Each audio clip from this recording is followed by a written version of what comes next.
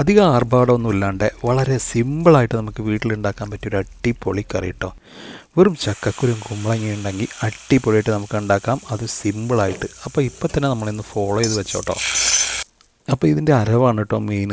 ആദ്യം തന്നെ നമുക്ക് അതിൻ്റെ അരവ് ഉണ്ടാക്കാം. അതിനായിട്ട് നാളികേരം, പിന്നെ ജീരകം, പിന്നെ കുറച്ച് വെള്ളം കൂടി വെച്ച് കൊടുക്കാം. അത് നല്ലപോലെ അടിച്ചെടുത്ത് മാറ്റി വയ്ക്കാം. അതിനുശേഷം കുമ്പളങ്ങ, ചെറുതായിട്ട് അരിഞ്ഞ കുമ്പളങ്ങ കേട്ടോ. നമ്മളിപ്പോൾ സ്റ്റൗ കത്തിച്ചിട്ടില്ല, അപ്പോൾ ഇതേപോലെ ഇട്ട് കൊടുക്കാം. അതിനുശേഷം തക്കാളി, പിന്നെ പച്ചമുളക്, പിന്നെ 1 ടീസ്പൂൺ മുളക് പൊടി, പിന്നെ 1/4 ടീസ്പൂൺ മഞ്ഞൾപ്പൊടി, പിന്നെ ആവശ്യത്തിന് ഉപ്പും ചേർക്കാം. അടുത്ത 2 വിസിൽ കുക്കറിൽ വേവിച്ചെടുത്ത ചക്കക്കുരു കേട്ടോ, ചെറുതായിട്ട് അരിഞ്ഞത്, ഇതേപോലെ അരിഞ്ഞത്, അത് വെള്ളത്തോട് കൂടിയിട്ട് നമുക്ക് അതിലോട്ട് ഒഴിച്ചു കൊടുക്കാം. പിന്നെ ആവശ്യത്തിന് വെള്ളം കൂടി ഒഴിച്ചു കൊടുക്കാം. അത് നല്ലപോലെ മിക്സ് ചെയ്തെടുക്കാം കേട്ടോ. അടുത്ത് നമുക്ക് ഗ്യാസ് കത്തിക്കാം. എന്നിട്ട് ഏകദേശം ഒരു 10 മിനിറ്റ് ഇതേപോലെ അടച്ചു വെച്ച് വേവിക്കണം കേട്ടോ. ഇപ്പോൾ നമ്മളെ അതിലുള്ള പച്ചക്കറികളും എല്ലാം നല്ലപോലെ വെന്ത് വന്നിട്ടുണ്ട് കേട്ടോ. ഇപ്പോൾ നമ്മുടെ കുമ്പളങ്ങയും എല്ലാം കൂടി നല്ലപോലെ വെന്ത് വന്നിട്ടുണ്ട്.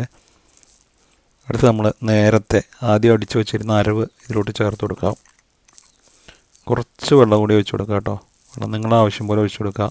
പക്ഷേ വെള്ളത്തിൻ്റെ അളവ് കൂടണ്ട, അപ്പോൾ വലിയൊരു ടേസ്റ്റ് ഉണ്ടാവില്ല. എന്നിട്ട് നല്ലപോലെ ഇളക്കി കൊടുക്കാം. അപ്പോൾ കൂടി ഒന്ന് മിക്സ് ചെയ്തതിന് ശേഷം അടുത്ത് നമുക്ക് ഇതിലോട്ട് വറുത്തിടണം കേട്ടോ. അതിനായിട്ട് കുറച്ച് വെളിച്ചെണ്ണ ഒഴിച്ചു കൊടുക്കാം. അതിലോട്ട് ആദ്യം ഇടുന്ന ഉലുവയാണ് കേട്ടോ. പിന്നെ അടുത്തത് കുറച്ച് കടുക് കൂടി നമുക്ക് ഇട്ട് കൊടുക്കാം. കടുകൊന്ന് പൊട്ടി വരുമ്പോൾ കുറച്ച് കറിവേപ്പില കേട്ടോ. ഇനി എല്ലാം കൂടി അതിൻ്റെ മുകളിലോട്ടൊന്ന് ഒഴിച്ചു കൊടുക്കാം.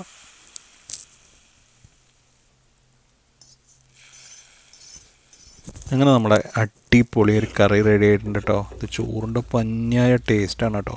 അപ്പോൾ എല്ലാവരും ഈ സംഭവം ഒന്ന് ട്രൈ ചെയ്യുക.